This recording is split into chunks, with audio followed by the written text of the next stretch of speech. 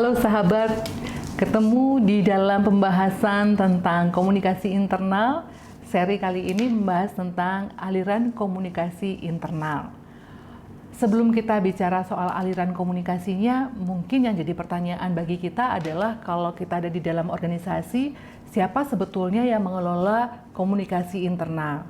Nah, karena ini bicara soal karyawan, maka memang ada irisan fungsi dan tanggung jawab yang dilakukan baik oleh Human Resource Department dan bagian humas, karena ini bicara tentang relasi yang dibangun di dalam organisasi. Nah, cuma bedanya seperti apa? Kalau HRD itu biasanya bicara soal rekrutmen, kemudian training gitu ya, kemudian ada development terhadap employee-nya gitu, kemudian ada juga bagaimana mekanisme perencanaan karir dari employee yang ada di organisasi itu. Lalu bagaimana dengan humas? Humas juga mengelola mereka yang di dalam organisasi itu disebut sebagai karyawan. Hanya yang dirancang atau dikelola oleh humas adalah merancang dan mengimplementasikan program-program komunikasi yang membuat relasi antar anggota organisasi itu menjadi lebih rekat. Hanya saja memang nanti akan ada dua hal yang perlu kita pikirkan atau kita perbincangkan, bahwa di dalam organisasi itu nanti akan ada relasi yang dibangun dalam jalur yang sifatnya formal gitu ya, dan jalur yang sifatnya informal. Namun sebelum itu kita bahas dulu kenapa kemudian komunikasi internal menjadi penting dalam organisasi. Nah, yang pertama, komunikasi internal ini membantu semua komponen di dalam organisasi ini untuk terciptanya trust ya, atau rasa percaya satu dengan yang lain, terutama rasa percaya karyawan terhadap manajemen terhadap karyawan. Kemudian juga tumbuhnya satu dampak yang signifikan terhadap ikatan antar karyawan itu sendiri atau dengan manajemen. Kemudian implementasi komunikasi strategis pada publik internal, dan meningkatnya dengan komunikasi internal ini akan muncul atau diharapkan dapat meningkatkan performa dari organisasi. Nah, tadi caranya supaya kemudian performa ini menjadi meningkat, kita pakai dua jalur. Ada jalur yang komunikasi internal berbasis struktur dan komunikasi internal di luar struktur. Nah, kalau kita bicara tentang komunikasi internal itu berbasis struktur, kita pernah membahas itu di mata kuliah sebelumnya, ada di mata kuliah komunikasi organisasi. Struktur itu dari atas kemudian ke samping, bisa ke bawah, dari bawah bisa ke atas ya. Jadi ada beberapa arah aliran gitu ya. Kenapa kemudian topik atau seri kali ini bicara soal aliran komunikasi di dalam komunikasi internal? Memang karena di dalam komunikasi internal, terutama dalam struktur itu ada alirannya. Dari atas ke bawah ya, atau downward communication, kemudian dari bawah ke atas atau upward communication, kemudian ada horizontal communication dan cross channel gitu ya. Jadi antar bidang atau antar subunit yang ada dalam organisasi. Nah, kalau kita bicara soal komunikasi dari atas ke bawah, sebetulnya apa sih yang terjadi gitu ya? Jelas kalau dalam komunikasi dari atas ke bawah itu sifatnya adalah lebih ke memerintah gitu ya, atau bagaimana sih pekerjaan yang harus dilakukan, kebijakan-kebijakan apa yang kemudian disampaikan kepada karyawan, melihat bagaimana performa karyawan, menyampaikan misi dan seterusnya itu. Jadi lebih banyak memang memberikan arahan, perintah, mendelegasikan kewenangan dan lain sebagainya gitu ya, itu kalau ke bawah. Kemudian kalau komunikasi itu ke atas, itu adalah lebih ke memberikan informasi terkait apa yang sudah mereka lakukan, memberikan masukan, memberikan umpan balik gitu ya. Kemudian juga menanamkan apresiasi dan seterusnya gitu ya terhadap apa yang disampaikan oleh karyawan kepada pimpinan. Artinya kalau mereka punya ide, gagasan, itu kita bisa dengarkan, bahkan kita mungkin bisa mengapresiasi atas apa yang disampaikan. Juga termasuk upward communication ini mampu untuk mengurai problem kerja dan menguatkan keterlibatan karyawan di dalam organisasi. Nah, maka kita perlu bicara tentang hal-hal terkait dengan kalau tadi dari atas ke bawah mungkin itu lebih smooth ya. Tetapi kalau kemudian dari informasi atau komunikasi itu terjadi dari bawah ke atas, ada beberapa kendala. Kendalanya adalah memang biasanya kalau bawahan kepada atasan itu lebih banyak sungkan atau ada rasa tidak enak gitu. Nah, maka ini yang terjadi sebagai kendala-kendala yang terjadi di dalam upward communication. Kenapa? Karena karyawan itu menyembunyikan pikiran gitu. Kadang-kadang khawatir kalau saya sampaikan ini akan berpengaruh pada karir saya nggak ya gitu ya, akan menyakiti pimpinan saya nggak ya gitu ya. Dan kemudian ada perasaan-perasaan bahwa kira-kira supervisor saya atau pimpinan saya tertarik nggak ya dengan isu atau ide yang saya sampaikan gitu. Kadang-kadang juga terjadi adalah ketika karyawan sudah menggebu-gebu menyampaikan ide gitu dan aspirasinya, tapi pimpinan sendiri tidak terlalu menggubris atau bahkan tidak menganggap itu sebagai sebuah ide yang menarik ya. Maka kemudian ada pikiran-pikiran bahwa nanti kalau saya sampaikan ternyata ini adalah ide yang receh gitu ya, yang dianggap tidak menarik buat supervisor. Ini adalah beberapa kendala kenapa kemudian upward communication ini kadang-kadang nggak lancar. Lebih banyak memang atas yang ke bawah, ketika bawah ke atas itu lebih suka menggunakan ABS, asal Bapak senang. Ya, nah, dalam konteks komunikasi organisasi yang efektif, hal semacam ini tidak diharapkan. Ya, apapun yang terjadi, resiko seperti apapun atas masukan-masukan dan kritik yang diberikan oleh karyawan, ya seharusnya itu diolah, gitu. Karena pastinya apa yang disampaikan oleh karyawan memang tujuannya untuk memperbaiki atau memajukan organisasi. Oke, kemudian kita masuk ke horizontal communication, gitu ya. Di situ ada jadi levelnya setara lah gitu, komunikasi yang terjadi di antara karyawan itu sendiri. Di situ ada sharing informasi antar anggota dalam unit yang sama gitu ya, dan berada dalam otoritas organisasi yang sama. Tujuannya macam-macam ya untuk yang setara tadi. Yang pertama adalah untuk melakukan koordinasi atas pelaksanaan tugas. Kemudian bisa share informasi, share perencanaan, diskusi untuk melakukan kemajuan ke depan, kemudian juga memecahkan persoalan-persoalan yang dihadapi dalam satu lingkup unit yang sama misalnya, serta bertujuan untuk memantapkan saling pengertian. Ya, bisa juga untuk melakukan konsolidasi, negosiasi gitu ya, sehingga kalaupun misalnya dalam satu unit atau mereka yang setara gitu ya, karyawan di satu unit yang sama itu punya perbedaan, mereka bisa diskusikan di mana letak persamaan dan kemudian bagaimana cara mereka melakukan kegiatan mereka atau aktivitas mereka supaya kemudian selaras.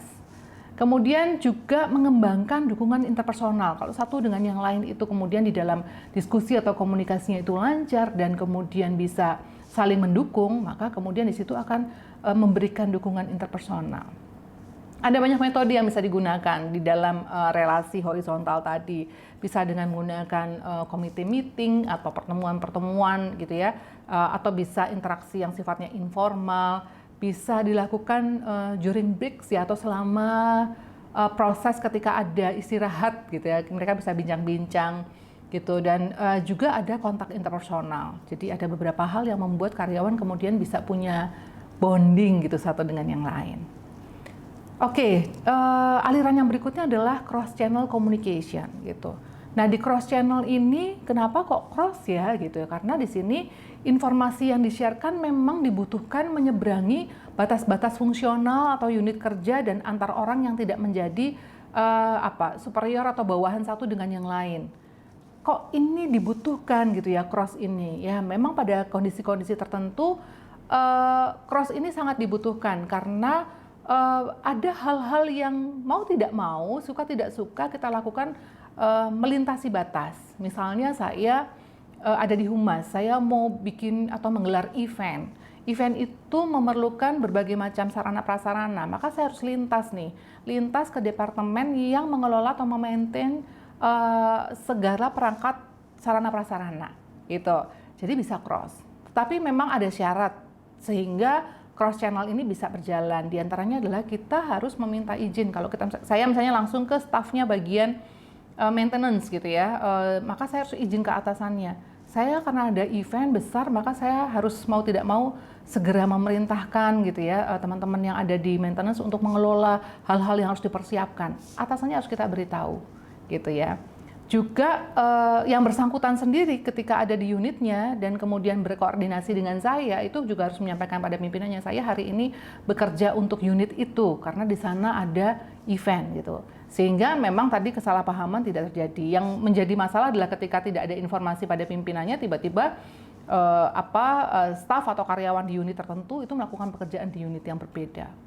Itu oke.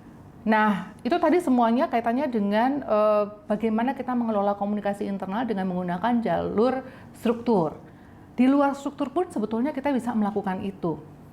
Nah, kenapa kemudian kita tidak menggunakan struktur yang formal? Ya, karena kadang-kadang di struktur yang formal informasi itu lebih cepat lebih cepat bergerak gitu. Jadi misalnya seringkali kita mendengarkan informasi tentang perubahan kebijakan di organisasi kita bukan langsung dari pimpinan kita, tapi ketika itu dibahas gitu di level pimpinan, entah kenapa gitu ya, itu kemudian bocor gitu, lalu dengan cepat berkembang. Nah, ini dalam organisasi disebut sebagai grapevine ya. Jadi informasi yang beredar di luar struktur yang ada, yang sebetulnya harus dikendalikan nih gitu.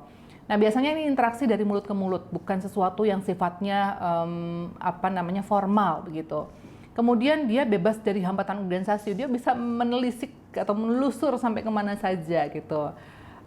Dan memang biasanya jaringan grapevine ini gitu ya, atau rumor begitu ya, itu terjadinya memang ada klaster. Jadi unit ini kasuk gitu ya, terus didengarkan sama unit yang lain, beredarlah di unit yang lain, dari unit sini pindah ke unit lain. Bisa jadi loh ketika pindah ke unit yang lain itu informasinya sudah bertambah gitu. Oke, terus memang semakin cepat prinsipnya ya, ketika ada grapevine ini, di anggota di organisasi, semakin cepat dia mendapatkan informasi, semakin ingin ia menyampaikan kepada pihak lain gitu ya. Memang begitu sepertinya ya prinsipnya grapevine ini berjalan gitu. Nah, pesan-pesan dalam konteks grapevine ini 75-90% itu benar. 10%-nya antah berantah gitu. Kenapa antah berantah? Kadang ditambahin, kadang dikurangin, kadang salah dengar. Sehingga informasinya menjadi tidak cukup akurat dan detail gitu ya. Keakuratannya maksimal itu 90% ya. Maka cenderung pesannya tidak lengkap, dan ini sebetulnya bisa mempengaruhi organisasi. Maka ketika grapevine ini muncul dalam organisasi, seharusnya gitu ya, ketika manajemen tahu, ini harus dikelola supaya tidak melebar dan menjadi isu yang atau rumor yang justru mengganggu pihak organisasi. Jadi itu adalah sesuatu yang meluncur. Sebetulnya komunikasi itu berjalannya formal, tapi karena kemudian bisa jadi bocor atau yang lainnya, dia beredar tanpa bisa dikendalikan secara liar di luar struktur, itu namanya grapevine. Oke, baik. Nah, sekarang kalau ada komunikasi yang memang didesain, komunikasi internal tapi yang didesain di luar struktur, itu ada juga gitu ya. Kok tadi yang grapevine ini tidak by design, dia muncul dengan sendirinya secara natural gitu. Nah, kalau yang by design itu memang diadakan untuk memanfaatkan ruang-ruang pertemuan tanpa struktur jabatan. Jadi misalnya bikin arisan gitu ya. Kalau arisan kan semua orang bisa ikut sebagai peserta arisan dan setiap orang punya hak untuk mendapatkan giliran arisan gitu misalnya. Kemudian bisa pertemuan berbasis hobi. Jadi mereka yang suka biliar gitu ya, karena disediakan di kantor itu bisa bareng-bareng biliar sambil ngobrol. Mereka yang suka futsal gitu ya, biasanya ada disediakan di kantor atau disewakan oleh kantor satu tempat futsal. Mereka yang suka badminton, tenis dan lain sebagainya, berbasis hobi, sehingga mereka bisa cair ya ketika sama-sama melakukan kegiatan dengan basisnya adalah hobi.